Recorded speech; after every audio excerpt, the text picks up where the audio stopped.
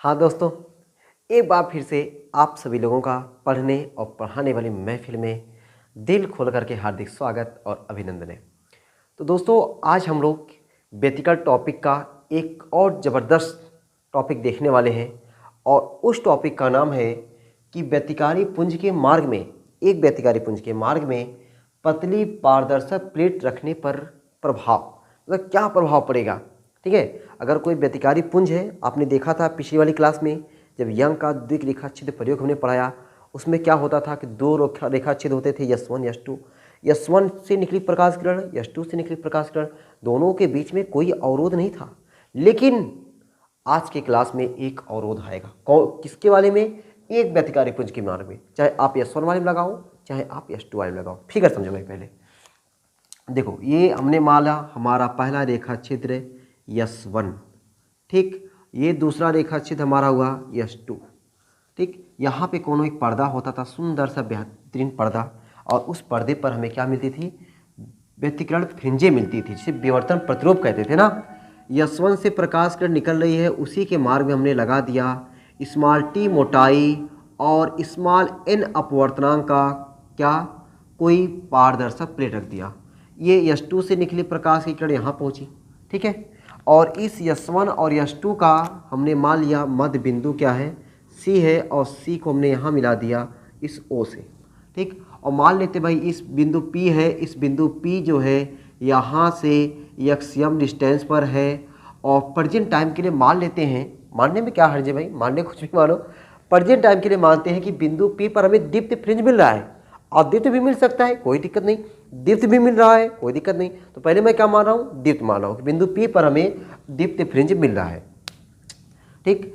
तो भाई यहाँ पे समझने वाली चीज़ क्या है कि अभी हमने क्या लिया है? S1 S2 दो प्रकाश स्रोत लिया है। इन प्रकाश स्रोतों से जो तरंगें निकल रही हैं वह बिंदु P पर पहुँच रही हैं, ठीक है। लेकिन S1 के मार्ग में स्मॉल t मोटाई और स्मॉल n अपवर्तनांक का कोई पतली पारदर्शक प्लेट रख दिया गया है, ठीक है। तब जब पारदर्शक प्लेट रख दिया गया, तब चलो भाई कहानी शुरू करते हैं। कहानी शुरू करते हैं। यहाँ पे इतनी तो बातें हमने फिगर के बारे में जो लिखी हुई है उसको हमने बताया। अगर मैं आपसे पूछूं कि S1 से चलने वाली तरंग द्वारा निर्वात में चली गई दूरी, S1 से निकलने वाली ना, S1 से निकलने वाली या चलने वाली, दोनों बात एक है।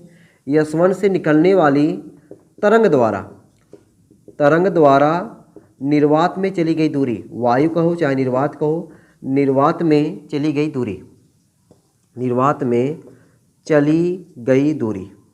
चलो भाई जरा ध्यान समझोगे, आपको A to Z चीज़ समझ में आने वाली है। दूरी बराबर, ये देखो इतना माध्यम है, इस माध्यम से पहले ये यहाँ से यहाँ तक क्या है? निर्वात है, एकदम सही। यहाँ से यहाँ तक क्या है? निर्वात है। तो ये इधर का निर्वात, ये इधर का निर्वात। अब ये डिस्टेंस वहाँ कितनी होगी भैया? मोरे पूरे S1 से P तक डिस्टेंस है S1P में से है ये इतने t मोटाई तक तो खाली माध्यम में गया है। पूरी डिस्टेंस है S1P में से T1 t मोटैया खाली निर्वात में किस में गया? माध्यम में गया है। यही t मोटैया अगर हटा दो तो क्या आ गया? निर्वात आ गया। तो S1 से निकलने वाली तरंग द्वारा निर्वात में चली गई दूरी क्या हो जाएगा? S1P में से वही t मोटैया घटा दो, S1P माइनस टी। तो S1P माइनस टी क्या आया है? S1 से निकलने वाली तरंग द्वारा चली गई निर्वात में दूरी। तो माध्यम में चली गई दूरी, S1 से निकलने वाली तरंग द्वारा माध्यम में चली गई दूरी, डायरेक्ट दे, माध्यम में चली गई दूरी, माध्यम नहीं लिखते तो ना, माध्यम में चली गई दूरी, माध्यम में चली गई दूरी, माध्यम में चली गई दूरी। तो माध्यम में कितना दूरी चल रहा है? t चल रहा है। वायु या निर्वात में कितना चल रहा है? S1P माइनस टी चल रहा है। अब हम लोग ले लेते हैं कि जितना माध्यम में गया और जो निर्वात में गया, टोटल उसको समय कितना लग गया, टोटल इसको समय कितना लग गया। तो लगा कुल समय, ठीक ना, लगा कुल समय, कुल समय भाई, लगा कुल समय, लगा कुल समय। समय बराबर होता है दूरी बटा चाल। समय बराबर क्या होता है? दूरी बटा चाल। इबाली देखा प्यार से, समय बराबर होता है दूरी बटा चाल, समय बराबर होता है दूरी बटा चाल। समय हम लोग देखो भाई, यहाँ पे समय t पहले लिख दिया हूँ, तो समय को मैं t नहीं लिख रहा हूँ ना, बस डायरेक्ट क्या लिख दे रहा हूँ? समय। समय बराबर दूरी, तो पहले हमने क्या ले लिया? हम निर्वात वाला दूरी कितना है? S1P माइनस टी, ये तो दूरी बटा चाल। निर्वात में चाल, निर्वात में प्रकाश की चाल को छोटका सी से लिखते हैं। ये देखो चाल सी प्लस ये तो हमारा निर्वात वाला आया। अब कौन सा ले, माध्यम वाला। माध्यम में कितना दूरी गया, स्मॉल टी दूरी गया। वहाँ पे माध्यम में चाल होती है ना प्रकाश की, माध्यम में प्रकाश की चाल को हम लोग छोटका वी से लिखते हैं। ये देखो छोटका वी। तो ये क्या आ गया, हमारा कुल समय आ गया। अब इस समय को थोड़ा सा मैं सेट कर रहा हूँ, देखो कैसे, अच्छा कैसे सेट कर दें, देखो आओ भाई करते हैं।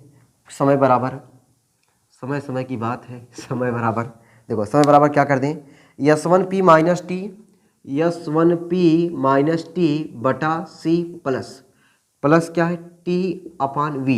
वी की जगह आप देखो मैं क्या कर दे रहा हूँ भाई, यहाँ पे मैं देखो लिख रहा हूँ, बाकी आपको लिखना वहाँ पे है ना। हमने पढ़ा हुआ है, क्या पढ़ा हुआ है, सीन से एन बराबर होता है सी अपान वी।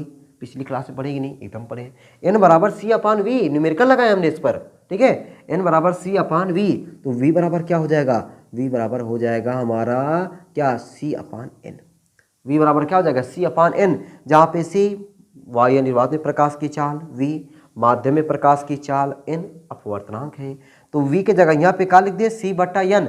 जब सी बटा एन लिखेंगे तो एन चला जाएगा ऊपरा, तो जाएगा टी एन अपान सी। मजा आ गया। लगा समय कुल समय बराबर, देखो दोनों का हर सेम है, हर सेम होने पे अंश आपस में जुड़ घट जाता है। अगर जुड़ा है, जोड़ है तो जुड़ेगा, घटाना है तो घटेगा। टी एन अपान सी। ये देखो यहाँ भी टी है, यहाँ भी टी है, दोनों में टी का कॉमन ले लो, तो S1P plus N minus 1 into T बटा सी। तो ये हमारा क्या है, दूरी है, ये क्या हमारा है, दूरी है, और ये हमारा सी क्या है, चाल है। तो ये हमारा दूरी और चाल आया, ठीक है। तो ये जो दूरी आया है, ये S1 से P तक, S1 से जो तरंग निकल रही है, वह तरंग S1 से P तक कितनी दूरी गई, और उसका चाल ये आया है, ठीक ना। अब हमें अगर पथांतर चाहिए होता तो पथांतर में तो भाई आपको सीधे सीधे दिख रहा है, सीधे सीधे दिख रहा है। देखो क्या सीधे दिख रहा है कि S1 से चलने वाली तरंग द्वारा S1P दूरी तय किया जा रहा है, S2 से चलने वाली तरंग द्वारा S2P दूरी तय किया जा रहा है। S2P ज़्यादा है, S1P कम है। कितना ज़्यादा है उसको निकालने के लिए यहाँ से इस पर एक लंब डाला जाता था, यहाँ पे डालने की कोनो ज़रूरत नहीं है, ठीक है। इसको हम लोग क्या लिखते थे, या ए लिखते थे, तो ये हम लोग कहते थे इसको S2A, यानी पथांतर। क्या कहते थे, पथांतर। तो अब हम लोग क्या लिख लें कि पथांतर क्या हो जाएगा, ठीक ना। पथांतर यहाँ पे क्या हो जाएगा, पथांतर बराबर, अब देखो पथांतर बराबर हम लोग क्या लिखते थे, S2P माइनस S1P। तो S2P है ही है, S2P माइनस S1P की जगह यहाँ पे ये वाला मनवा, S1P की जगह पे S1P plus N minus 1 into T, ठीक है। S2P अपनी जगह पे है ही है, माइनस S1P की जगह पे ये वाला दूरी आ गया, ठीक है, ये वाला हमारा दूरी आ गया। तो पथांतर बराबर S2P minus S1P minus plus minus N minus 1 into T. अब S2P माइनस S1P को एक बार मैं साथ लिख दूँ, S2P minus S1P minus N minus 1 into T. अब याद करो जरा, S2P माइनस S1P क्या लिखते थे, S2A, और S2A बराबर आपका निकल के आता था, S2A बराबर निकाले होंगे भाई। S2A अगर अपनी कॉपी में, अगर आप इससे पहले वाला टॉपिक पढ़े हो तो आप देखोगे S2A बराबर हमने निकाला हुआ है XM स्मॉल डी बटा कैपिटल डी। देख लो जरा, मैं भी थोड़ा सा, हम लोग इस S2A में क्या हम लोग यही निकाले हैं भाई, जब यही निकाले हम लोग XM स्मॉल डी बटा कैपिटल डी, यही मैं निकाला हूँ, ठीक ना। S2A का मान, S2A क्या आता था, ये S2 से निकलने वाली P पर जो पहुंची तरंग है, S1 से P तक पहुंची तरंग, इन दोनों का पथांतर हमने निकाला हुआ है S2A। तो S2A की जगह पे क्या लिख सकते हैं, XM स्मॉल डी बटा कैपिटल डी। इस S2P माइनस S1P और S2P माइनस S1P S1A के बराबर। तो यहाँ पे फिगर हमने अब की बार AO कुछ नहीं किया हुआ है, तो यहाँ पे अब की बार S2A लिखने की कोई ज़रूरत नहीं है। हम लोग जानते हैं S2P माइनस S1P क्या है, पथांतर है, और पथांतर कितना आता है, XM स्मॉल डी बटा कैपिटल डी आता है। XM स्मॉल डी बटा capital D minus N minus 1 into T. ये किसके बराबर है मेरे भाई, ये बराबर है हमारा पथांतर के बराबर है। ये किसके बराबर है, पथांतर के बराबर है। अब ये पथांतर अगर हम लोग माने कि इस बिंदु P पर इस बिंदु P पर दीप्त फ्रिंज बन रहा है। क्या बन रहा है? दीप्त फ्रिंज बन रहा है। तो दीप्त फ्रिंज के लिए पथांतर जो होता है m लैम्डा कैपिटल D बटा स्मॉल d। अगर मान लेते अदीप्त फ्रिंज बन रहा है तो m plus 1/2 lambda capital D बटा स्मॉल d होता है। तो अब हमें ये पथांतर मिला हुआ है। अब हम मान लेंगे बिंदु P पर जो हमारा फ्रिंज बन रहा है वह दीप्त फ्रिंज बन रहा है और दीप्त फ्रिंज के लिए पथांतर इतना होता है। तो इसके लिए भाई हमें थोड़ा सा इसको तो मिटाना पड़ेगा। ठीक है, चलो भाई देखते हैं, इसको मिटाते हैं। ठीक ना, तो अब हम लोग यहाँ तक तो आप लोग नोट कर लियोगे भाई, यहाँ तक भाई नोट कर लो। ठीक है, यहाँ तक नोट कर लेते हैं।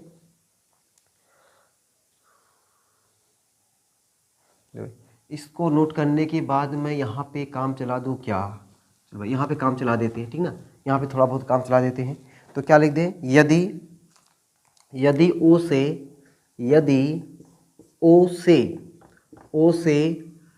O से P पर, या फिर यदि बिंदु P पर लिखें, यदि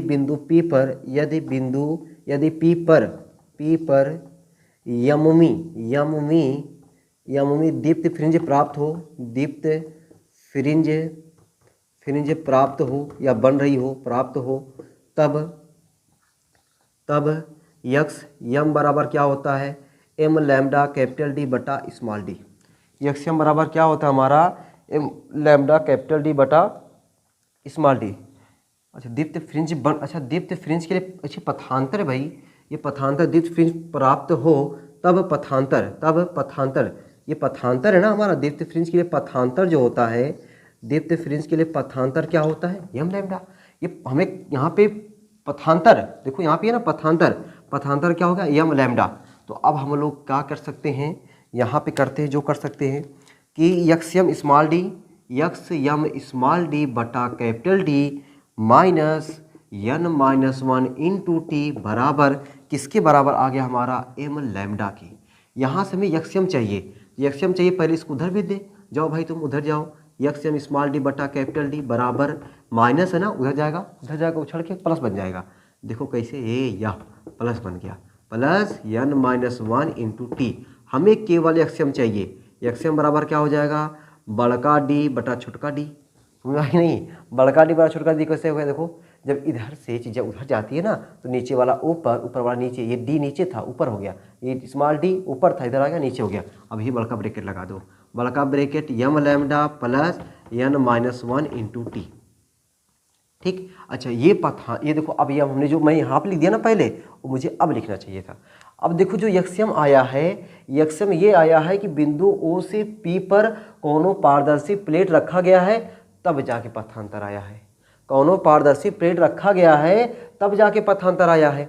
अगर मैं कोनो पारदर्शी प्लेट नहीं रखता, अगर मैं यहाँ पे ये जो स्मॉल t मोटाई का स्मॉल n अपूर्णांक का कोई पतली पारदर्शक प्लेट रखा हूँ, अगर मैं उसको नहीं रखता, यदि यशवन के मार्ग में प्लेट अनुपस्थित रहती, मतलब वहाँ पे t बराबर 0 रहता, तब हमारा यम कितना आता? तब हमारा यम आता है m लैम्डा कैपिटल T बटा स्मॉल d, जो मैं यहाँ पे कर दिया था। आप पथांतर में ध्यान ही नहीं दे रहा था। पथांतर बराबर क्या होता है? m lambda. तो पथांतर में हमने क्या मानना? दीप्त फ्रिंज मानना है। यदि हमने लिखा भी हुआ है, यदि बिंदु P पर यमवी दीप्त फ्रिंज प्राप्त हो, यदि बिंदु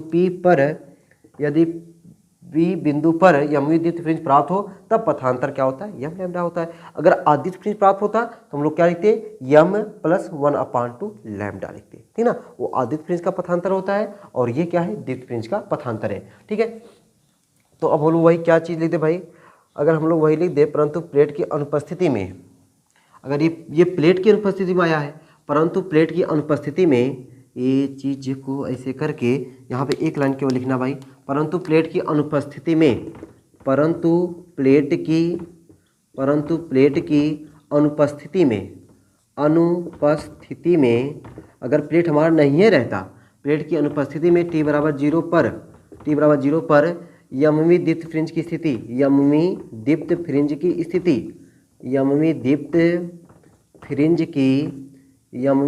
फ्रिंज की जो स्थिति है, वह स्थिति, अब तो मैंने यम ये आया ही है, उसको हम लोग यम लिखते थे, लेकिन यम पहले ही लिखा गया है, तो उसको मैं क्या लिख दूँ? यम डैश।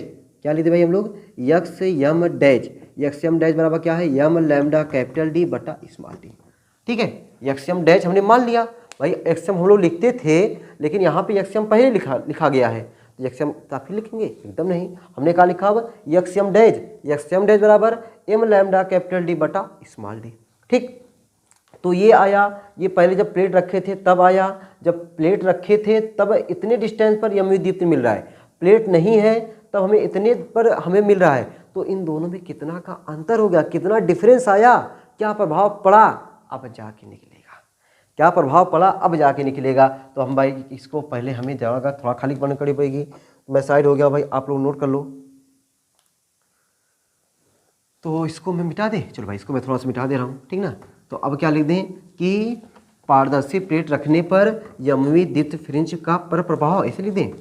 ठीक है, देखो मैं कैसे लिख दूँ भाई इसको, तो मैं लिख दे रहा हूँ भाई पारदर्शी प्लेट रखने पर यमवी दीप्त फ्रिंज का विस्थापन, ऐसे लिख सकते हैं ना। पारदर्शी प्लेट रखने पर, पारदर्शी, ये जो हमारा प्लेट है कैसा है, पारदर्शी प्लेट ना, तो भाई प्रकाश की किरण यहाँ छेद करके वहाँ जाएगी। पारदर्शी प्लेट रखने पर यमवी दीप्त फ्रिंज का विस्थापन, यमवी दीप्त फ्रिंज का विस्थापन। अच्छा पता है दीप्त बार बार लिया जा रहा है ना, दीप्त वाला थोड़ा कैलकुलेशन आसान है अदीप्त वाले से, नहीं पता चला यम प्लस 1/2 लैम्डा, मतलब जो यहाँ पे यम लैम्डा काम कर रहा है एक लाइन लिखने में उसको दो लाइन लिखना पड़ता है, ठीक है। पारदर्शी प्लेट रखने पर यमवी दीप्त फ्रिंज का क्या, यमवी दीप्त फ्रिंज का विस्थापन, यमवी दीप्त फ्रिंज का विस्थापन, यमवी दीप्त फ्रिंज का विस्थापन। तो उस विस्थापन को हम लोग निकालेंगे, तो विस्थापन क्या मान ले, यक्स मान ले क्या, चलो विस्थापन यक्स बराबर क्या, अच्छा बड़ा कौन है भाई, देखो बड़ा ये लग रहा है ना, यम लैम्डा कैपिटल डी बटा स्मॉल डी, ये ज़्यादा है ये कम है, ज़्यादा में से कम घटा दो, ज़्यादा वाला क्या है, ज़्यादा वाला एक बार लिख दो पहले, ज़्यादा वाला क्या हमारा यक्स यम, माइनस कम वाला क्या है यक्स यम डैश। तो यक्स बराबर यक्स यम की जगह पे क्या लिखे, बड़का डी बटा छोटका डी, कोष्टकवा में यम लैम्डा प्लस यस यन -1 स्मॉल टी, बड़का ब्रैकेट बंद कर दो, यक्स यम की डैश की जगह पे क्या लिखो, यम लैम्डा कैपिटल डी बटा स्मॉल डी। ठीक, डी बटा डी, इसे एक बार गुणा कर दे इसको ना, मतलब कॉमन भी मिल रहा है, चाहे कॉमन लेके लगाओ चाहे जैसे लगाओ, तो मैं क्या कर रहा हूँ इसी का गुणा कर दे रहा हूँ। देखो ये देखो ऐसे कैपिटल डी कैसे गुणा करें, देखो जरा, एम लैम्डा कैपिटल डी बटा स्मॉल डी, इसके जैसा लगने लगा ना, हाँ, प्लस कैपिटल डी बटा स्मॉल डी यन -1 इंटू टी माइनस यम लैम्डा कैपिटल डी बटा स्मॉल डी। ये देखो लोग कितने प्यार से कट रहे हैं ना, देखो ये देखो यहाँ गए, ठीक है। तो हमारा क्या बचा, यक्स बराबर हमारा बचा कैपिटल डी बड़का डी बटा छोटका डी यन -1 इंटू टी, बड़का डी बटा छोटका डी यन -1। तो ये हमने भाई देखो हेडिंग क्या डाला था कि पातली पारदर्शक प्लेट रखने पर प्रभाव ये निकल के आया कि अब जो हमें दीप्त फ्रिंज मिल रही ना उसका पाथ डिफरेंस है। जब दीप्त फ्रिंज, जब ये वाली पट्टी नहीं रखी थी, मतलब पतली पारदर्शक प्लेट नहीं रखी थी, जब प्लेट नहीं थी तब कुछ कम नीचे बन रही थी, अब प्लेट रख दिया गया तो जो दीप्त था वह थोड़ा सा ऊपर बना, कितना ऊपर बना, इतना ऊपर बना। ये मनवा जब दिया रहेगा, मनवा रखोगे तो आपको आंसर आ जाएगा, कैपिटल डी बटा स्मॉल डी यन -1 इंटू टी। ठीक, तो ये क्लास में देखा आपने भाई, ये चीज़ें आपको तभी समझ में आ सकती है जब आप व्यतिकरण का पार्ट 1, पार्ट 2, पार्ट 3 बढ़िया से समझे रहोगे। क्योंकि पार्ट 4 में, ये जो पार्ट 4 की वीडियो बनी है, इस पार्ट 4 में पार्ट 3 का तीनों का सब कुछ समागम है, तीनों का मिला हुआ रूप है, तभी ये आपको समझ में आ पाएगा, ठीक है ना। तो उम्मीद करता हूँ कि आप सभी लोग रेगुलर टाइम पे वीडियो देख रहे हो और एक सीक्वेंस से देख रहे हो। मेन चीज़ है सीक्वेंस से देखना। अगर आप सीक्वेंस से नहीं देख पा रहे हो, नहीं देख रहे हो, तो भाई मैं इतना वादा कर सकता हूँ कि आपको समझ में नहीं आ रहा होगा। अगर आप सीक्वेंस से देख रहे हो तो मैं इतना वादा कर सकता हूँ कि कोई ऐसी चीज़ नहीं होगी जो आपको कम समझ में आए। बस ज़रूरत पड़ेगी आपको एक बार थोड़ा सा फिर से देखने की, ठीक ना। फिर से देखोगे तो आपको लगेगा हाँ ये चीज़ ऐसे यहाँ पर है, वो चीज़ आपको समझ में आ जाएगा, ठीक है। अगर फिर भी कोई दिक्कत परेशानी रह जाती है भाई मेरे कमेंट करो, कमेंट बॉक्स में अपनी दिक्कत परेशानी को डालो। अगर मुझे ज़रूरत पड़ेगी इस वीडियो को उसमें सुधार करके आगे बताने की तो मैं ज़रूर उसको बताने का प्रयास करूंगा। बस लेकिन आप लोग कमेंट बॉक्स में अपनी दिक्कत परेशानी को रखो, ठीक है। चलो, तो अब ये टॉपिक हमारा व्यतिकरण टॉपिक जो है, व्यतिकरण टॉपिक यहीं पर ख़त्म होता है। अब व्यतिकरण टॉपिक पर जितने हमारे अच्छे किस्म के न्यूमेरिकल बनते हैं, उस न्यूमेरिकल को भाई, न्यूमेरिकल देखो चाहे आसान हो चाहे टफ हो, मैं आपको वो न्यूमेरिकल लगवाने का प्रयास करता हूँ जो हमारे बोर्ड एग्जाम में कभी न कभी आए हुए हैं। तो चाहे आसान हो तभी लगवाएंगे, टफ हो तभी लगवाएंगे।